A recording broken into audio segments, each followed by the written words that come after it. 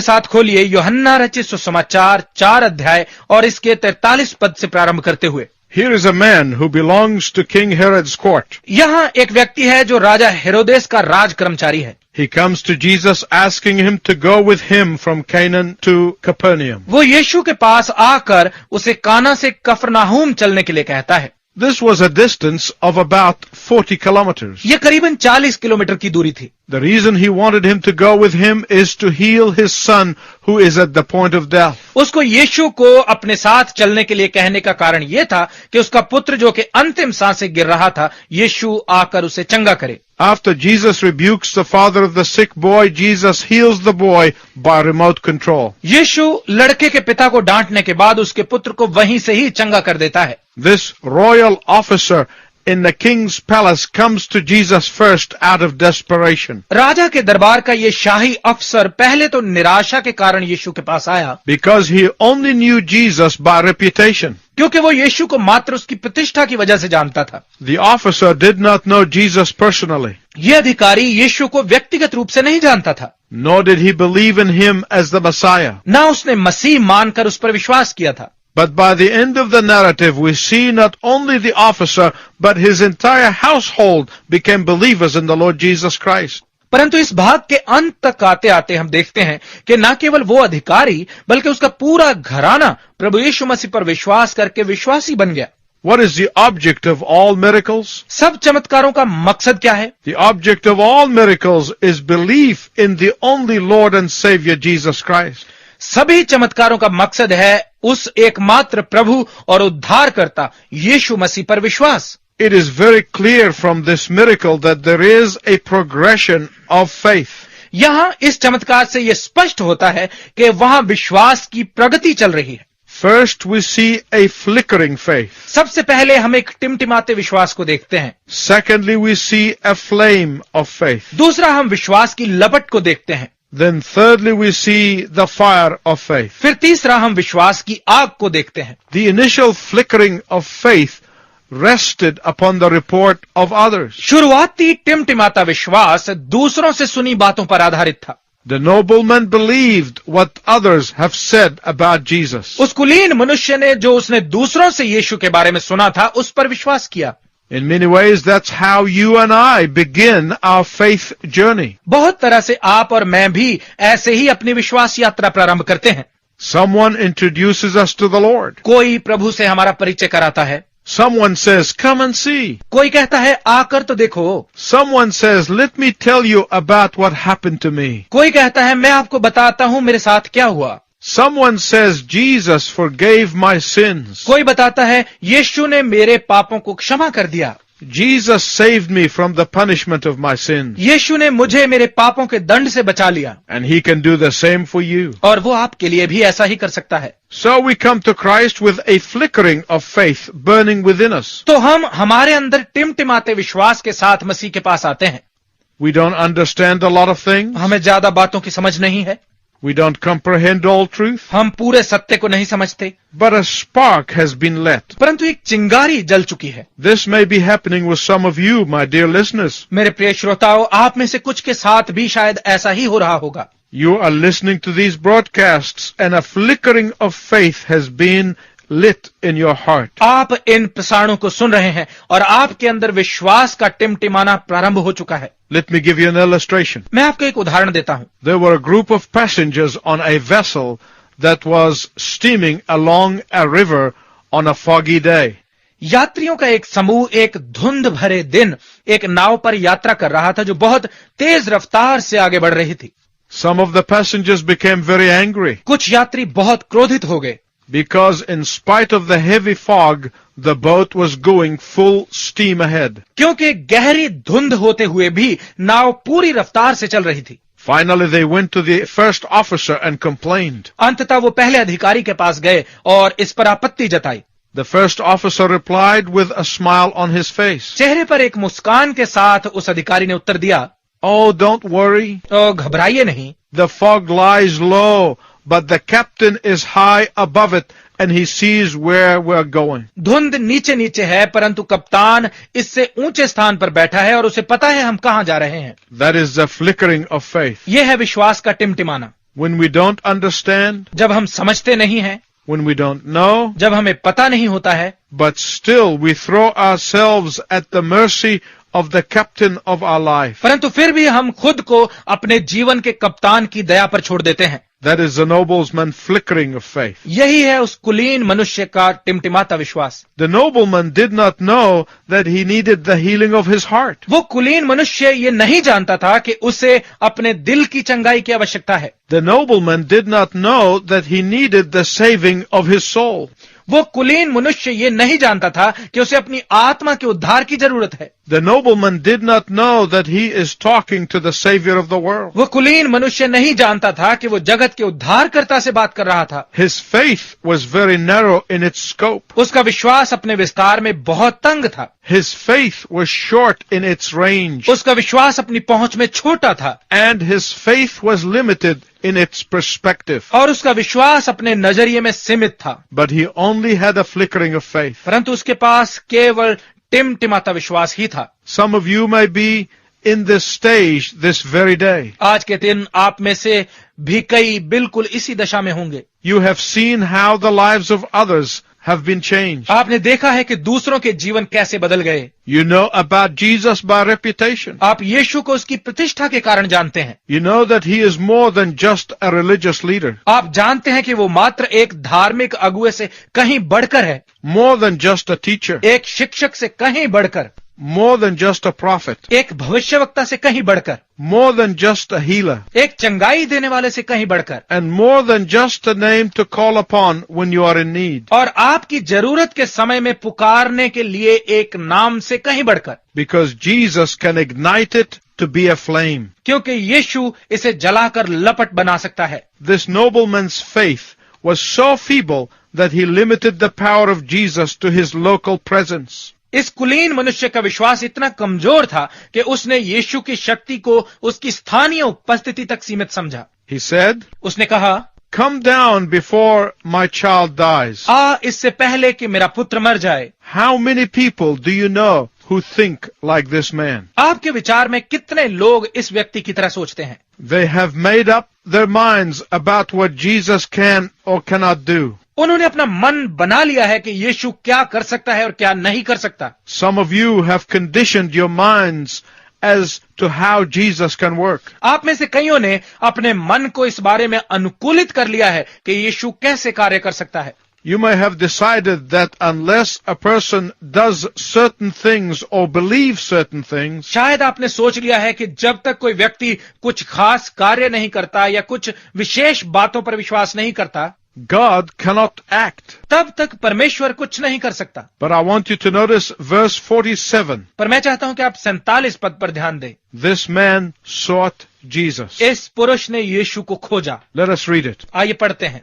जब उसने सुना कि यीशु यहूदिया से गलील में आया हुआ है, तो वह उसके पास गया और उससे निवेदन करने लगा कि चल कर मेरे पुत्र को चंगा कर दे, क्योंकि वह मरने पर था। He did not say to Jesus that the boy is of noble birth. उसने यीशु से यह नहीं कहा कि लड़का अच्छे घर में पैदा हुआ। He did not say to Jesus that he is a good boy. उसने यीशु से यह नहीं कहा कि लड़का बहुत अच्छा है। But he said to him that the boy is at the point of death. परंतु उसने यीशु से इतना ही कहा कि उसका पुत्र मरने वाला है। This man knew enough to know that his extremity was his reason for the urgency. ये पुरुष इतना जानता था कि उसका परम संकट ही उसकी अति आवश्यकता का कारण था। This is how David prayed. Dawood ने इस प्रकार से प्रार्थना की। He prayed, Lord, pardon my iniquity. उसने प्रार्थना की, प्रभु मेरे अपराध को क्षमा कर। This is the prayer of desperation. ये अति आवश्यकता की प्रार्थना है। He did not pray, Lord, pardon the iniquity that others caused me to commit. उसने ये प्रार्थना नहीं की, प्रभु मेरे उस अपराध को क्षमा कर जो दूसरों ने मुझसे करवाया। Or, Lord, pardon the iniquity that was excusable and unavoidable and just totally out of my control. या प्रभु मेरे उस अपराध को क्षमा कर जो होना ही था और जो रोका नहीं जा सकता था और मेरे नियंत्रण से बाहर था। Or, Lord, pardon my iniquity which is not as bad as the iniquity of so and so. या प्रभु मेरे अपराध को क्षमा कर जो उतना बुरा नहीं है जितना फलाने फलाने का है। No. नहीं। David said, Lord, pardon my iniquity. Dawood ने कहा, प्रभु मेरे अपराध को क्षमा कर। This is the key to unlocking the door of God's mercy. यह है कुंजी परमेश्वर की दया का द्वार खोलने की। First, we see a flickering faith. सबसे पहले हम एक All of the others with him. इसीलिए हम देखते हैं कि यीशु उसे कोमलता से डांटता है, न केवल उसी को परंतु उसके साथ आए सभी को। Chapter 4, verse 48 of the Gospel of John. यूहन्ना रचित सुसमाचार 4 अध्याय का 48 पद। Unless you people see miraculous signs and wonders, Jesus told him, you will not believe. यीशु ने उससे कहा, जब तक तुम चिन्ह और चमत्कार न देखोगे विश्वास नहीं करोगे। For this was the attitude of most of the Galileans. क्योंकि अधिकतर गलीलियों का यही व्यवहार था। Unless they see something spectacular, जब तक वो कुछ बहुत ही शानदार नहीं देखते, unless they see some wonders, जब तक वो कुछ चमत्कार नहीं देखते, until they see something beyond explanation, जब तक वो कुछ ऐसा नहीं देख लेते जो वर्णन से बाहर हो, they will not believe. वो विश्वास नहीं करते थे। I have found the following to be true. मैंने पाया है कि ये बात सत्य है Most people who would demand this kind of signs and wonders, कि अधिकतर लोग जो इस प्रकार के चिन्हों या चमत्कारों को देखने की मांग करते हैं, even when they do see signs and wonders, they would not believe. यद्यपि जब वो चिन्ह और चमत्कार देख भी लेते हैं वो विश्वास नहीं करते। Jesus gives us a good example when he tells us this story. यीशु हमें एक अच्छा उदाहरण देता है जब वो हमें ये कहानी बताता है। It is in Luke chapter 16 verses 19 to 31. यह है लूका रचित सुसमाचार 16 अध्याय के 19 से 31 पदों में। एक धनी पुरुष था जो सदा बैंजनी वस्त्र व मलमल पहना करता था और प्रतिदिन धूमधाम व बड़े सुख विलास से रहता था। और लाजर नाम का एक कंगाल व्यक्ति घावों से भरा हुआ उसके फाटक पर छोड़ दिया जाता था। उस धनवान पुरुष की मेज से जो टुकड़े गिरते थे उनसे वह पेट भरने को तरसता था। इसके अतिरिक्त कुत्ते भी आकर उसके घावों को चाटा करते थे। ऐसा हुआ कि कंगाल पुरुष मर गया और स्वर्गदूतों ने जाकर उसे इब्राहिम की गोद में पहुंचा दिया। वह धनी पुरुष भी मरा और दफना दिया गया। तब अधोलोक में अत्यंत पीड़ा में पड़े हुए उसने अपनी आंखें उठाई और दूर से इब्राहिम को देखा जिसकी गोद में लाजर था। तब उसने पुकार कर कहा, हे पिता इब्राहिम, मुझ पर दया कर, लाजर को भेज कर वह अपनी उंगली का सिरा पानी में डुबोकर मेरी जीभ को ठंडा करे, क्योंकि मैं इस ज्वाला में पड़ा तड़प रहा हूं। परंतु इब्राहिम ने कहा, हे पुत्र, स्मरण कर कि तू अपने जीवन में सब अच्छी वस्तुएं प्राप्त कर चुका है और इसी प्रकार लाजर बुरी वस्तुएं, पर अब वो यहां शांति पा रहा है और तू पीड़ा में तड़प रहा है। इसके अतिरिक्त हमारे और तेरे मध्य एक अथाह खाई निर्धारित की गई है कि यहां से यदि कोई उस पार जाना भी चाहे तो ना जा सके और वहां से यदि कोई इस पार हमारे पास आना चाहे तो ना आ सके। उसने कहा, हे पिता, तब तो मैं तुझसे विनती करता हूं कि तू उसे मेरे पिता के घर भेज दे, क्योंकि मेरे 5 भाई हैं, कि वह उन्हें चेतावनी दे, कहीं ऐसा ना हो कि वो भी इस पीड़ा के स्थान में आए। परंतु इब्राहिम ने कहा, उनके पास मूसा और नबी हैं, वे उनकी ही सुने। परंतु उसने कहा, हे पिता इब्राहिम, नहीं, यदि मृतकों में से कोई उनके पास लौट कर जाए तो वे मन फिराएंगे। परंतु उसने उससे कहा, यदि वे मूसा और नबियों की नहीं सुनते तो वे उसकी भी जो मृतकों में से जीवित होकर उनके पास जाए नहीं सुनेंगे। Let's return again to the miracle of healing of the nobleman's son in John chapter 4. आइए फिर से यूहन्ना 4 अध्याय में कुलीन पुरुष के पुत्र को चंगा करने के चमत्कार पर वापस आते हैं। With the nobleman, Jesus was testing him. यीशु कुलीन मनुष्य को परख रहा था।